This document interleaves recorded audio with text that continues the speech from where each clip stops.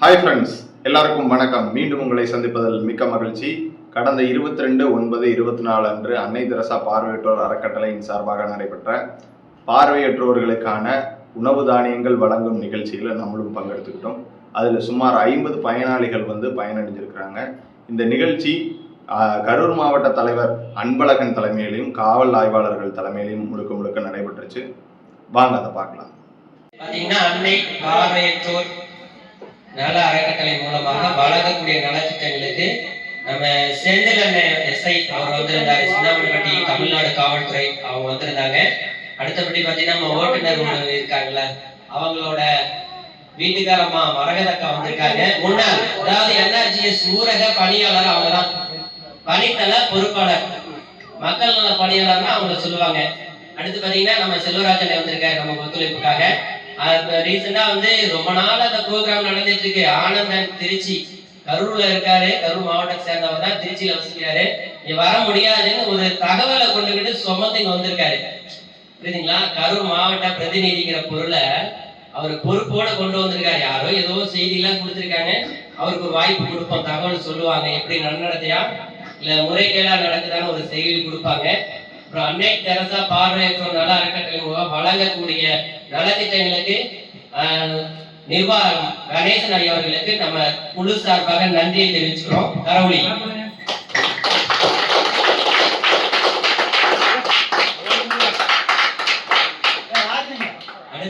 அடுத்தபடியா பாத்தீங்கன்னா நம்ம மாதந்தோறும் வழங்கிட்டு இருக்கிற ஸ்கூல் வளாகம் கொடுக்க இயல, அதனாலதான் சாப்பாடே கொடுக்க முடியல. யாரும் இதெல்லாம் வருத்தப்பட வேண்டாம், அடுத்த முறை வந்தபோது கொடுத்துருவாங்க. ஏன் இந்த ஸ்கூல் கொடுக்கலைங்கிற காரணம் உங்களுக்கு பல்வேறு பாதி பேருக்கு தெரியும், பாதி பேருக்கு தெரியாது.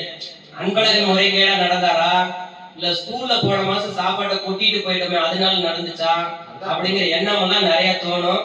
தண்ணி அதிகமா பயன்படுத்திட்டோம், பாத்ரூமுக்கு போயினால சரியான முறையில தண்ணி ஊத்தல, இந்த மாதிரி ஒரு சில நிபந்தனைகள்லாம் அதனால வீடு கொடுக்கலையா, ஸ்கூல் கொடுக்கலையா, பள்ளி வளாகம் கொடுக்கலையா, உங்களுக்கு அந்த மாதிரி எண்ணங்கள் தோணும். அது அந்த மாதிரி எண்ணங்களுக்காக ஸ்கூல் கொடுக்கல. மகாவிஷ்ணு பரபர அறக்கட்டளை நிர்வாகர் மகாவிஷ்ணுன்னு ஒருத்தர் இருக்காருல்ல, உங்களுக்கு கேள்விப்பட்டிருப்பீங்க. போன மாசம் 20ஆம் தேதி பிரச்சனை ஆயிட்டு இருக்கு. அவரை ஒரு பள்ளி வளாகம், அரசினர் பள்ளி வளாகத்துல சொற்பொழிவு ஆக்குறதுல அவரு நம்ம மாற்றத்தினாலேயே கொஞ்சம் தரம் தாழ்ந்து பேசியிருக்கிறதுனால அவர் கைது செஞ்சு அவருடைய ஆக்டிவேஷன் பண்ணியிருக்காங்க. அதனால தமிழகம் அந்த கல்வித்துறையும் நம்ம சிஎம் இணைந்து சேர்ந்து மாநில நிர்வாகமும் சேர்ந்துதான் இந்த, அதாவது எந்த ஒரு அறக்கட்டளையா இருந்தாலும், அசோசியேஷன் இருந்தாலும், தனியார் தொண்டு நிறுவனமா இருந்தாலும் அரசு கட்டிடங்களை பயன்படுத்தக்கூடாது. அப்படி பயன்படுத்தினோம்னா அந்த கட்டிட முதன்மை கல்வி அலுவலக ஒப்புதலுடனமோ மூத்த தலைமை ஆசிரியர் ஒப்புதலுடனோ வழங்கலாம் அப்படின்னு சொல்லி ஜீவோ கொடுத்ததுனால நாங்க 2 நாளா போய் அதுக்குன்னே அலைஞ்சோம். அது கொஞ்சம் 2 நாளைக்கு முன்னாடியே வந்திருக்கலாம்னு சொன்னாங்க. எங்களுக்கும் காலங்கள் சரியில்லைங்கிறனால போக முடியல. மொபைல் ஆஃப் பண்ணுங்க. அதே மாதிரி அது பயன்படுத்தி இப்ப அடுத்த மாசம் நடத்துறதுக்கான வாய்ப்பை ஏற்பாடு பண்ணி கொடுத்துறேன்னு சொல்லிட்டாங்க. அதனாலதான் இந்த சாப்பாடு இங்க அரேஞ்ச் பண்றது. இந்த கட்டடம் சாப்பாட்டுக்கு பொருந்தாது, தண்ணி வசதி பத்தாது. அதனால இந்த ஊராட்சி மன்றம் நாங்க கேட்ட உடனே அடுத்த செகண்ட்ல இந்த கட்டடத்தை பயன்படுத்திக்கீங்கன்னு சொல்லி கொடுத்துட்டாங்க. ஊராட்சி மன்ற தலைவர் மற்றும் ஊராட்சி மன்ற கிளப்கு செயலாளர் முருகேசனாகவும் மாத்தங்கா தலைவர் அம்மாவுக்கும் நன்றியை செலுத்துவோம்.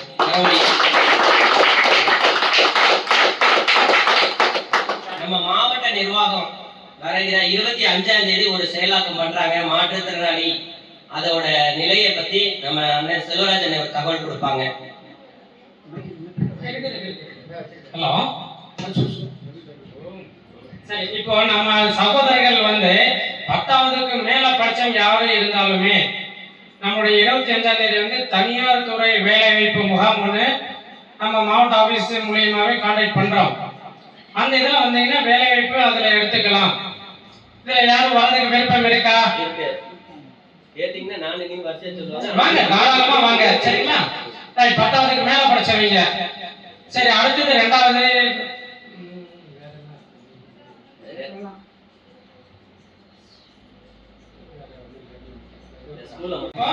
அந்த ஸ்கூல்ல தான் கண்டிப்பா மீட்டிங் நடக்கும். அதற்குண்டான முயற்சி கண்டிப்பா அந்த இடம் கிடைக்கணும்னு விண்ணப்பம் பண்ணு. அவருடைய இத ஒரு பிரார்த்தனை வைங்க.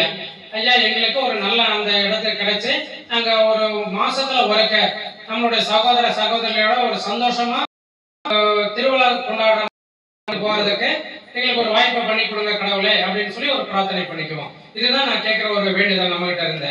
ஏன்னா நம்ம வந்து மாசத்துக்கு ஒருக்க தான் இந்த மாதிரி சந்திக்கிறோம். மற்றபடி எல்லாருமே 8 திசையில இருக்கிறோம், எல்லாருமே தனித்தனியா அவர் வீட்டுக்கு நம்ம போய் பார்க்க முடியாது. இப்போ இந்த மாசத்துல ஒருக்க இங்க வரும்பொழுது வந்து எல்லாத்தையுமே நம்ம பார்த்துக்கலாம். நான் வந்திருக்கிறது அந்த நோக்கத்துல தான் நாங்க வர்றது. இந்த நிமிஷத்து வரையும் ஆபீஸ் வந்தாலும் பார்த்தாலுமே அந்த அளவுக்கு பேச முடியாது. இப்ப மாசம் ஒரு இடத்துக்கு இங்க போகிறப்ப நம்ம கிட்ட ஃப்ரீயா நம்மளுடைய அண்ணன் தம்பி அந்த ஆங்கிள் அந்த கண்ணோட்டத்துல நம்ம கிட்ட பழகலாம். அது எதுவுமே எனக்கு மாமா மச்சம் வராதப்பா. எனக்கு ஒன்லி முழுக்க முழுக்க அண்ணன் தம்பி அக்கா தங்கச்சி மட்டுமே. ஆமா சரிங்களா? அதனால இதுவே 2வது முறை இங்க சுட்டி காமிக்கிறாரு. அது என்னமோ எனக்கு அந்த எண்ணம் வர மாட்டேங்குது. சரிங்களா? வாழ்க்கை வளமுடன். சரிங்களா?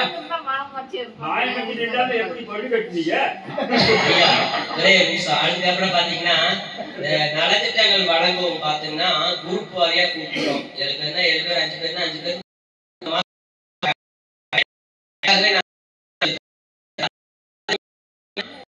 ஊர்ல இருந்து கடவுர்ல இருக்கிறவங்களுக்கு தொடர்பு கொண்டு நான் எனக்கு ப்ரோக்ராம் வந்திருக்கேன் வாங்க அப்படின்னு தகவல் சொல்லாதீங்க. அவங்களுக்குன்னு ஒரு குரூப், அவங்களுக்குன்னு ஒரு லீடர்ஸ் குரூப் இருக்கும். அவங்க இப்ப பாலசாமி 6 பேர்னா 6 பேர், பாலசாமி கூட்டு வந்திருக்காரு 4 பேர் கூட்டு வந்திருக்காருன்னா 4 பேர்த்தோட இருக்கணும். அந்த 4 பேர் எனக்கு சொல்லிட்டாங்க உனக்கு சொல்லலையா நீ கிளம்பி வா அப்படின்னு தயவுசெய்து சொல்லாதீங்க. காரணம் என்னன்னு கேட்டீங்கன்னா நம்ம பொருள் பர்ச்சேஸ் நம்ம பட்ஜெட் உள்ளக்குள்ளதான் இருக்கும். சரிங்களா? அடுத்த நிகழ்வு பாத்தீங்கன்னா வரவினம் செலவினம்.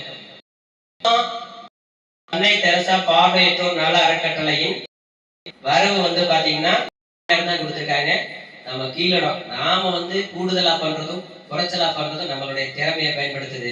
இந்த தாட்டி செலவினம் அப்படின்னு பாத்தீங்கன்னா 9400 கோதுமை, ரவை 1400. நேரம் டோட்டல் போட்டிருப்பீங்க, எவ்வளவு ஸ்பீடா கணக்கு போட்டிருப்பீங்கன்னு பார்க்கலாம். அதுக்கப்புறம் பாத்தீங்கன்னா டீ பக்ஸ் 900, டீசல் 200. இப்போ வந்து எரிபொருள் வாகனம் எல்லாம் எதுக்கு டீசல் போட்டிருக்கீங்கன்னு கேட்காதீங்க. என்னோட வண்டியை பயன்படுத்திருக்கோம், அக்காவோட வண்டியை பயன்படுத்திருக்கோம், சகோதரர் பரத்ராஜ் வண்டியை பயன்படுத்தி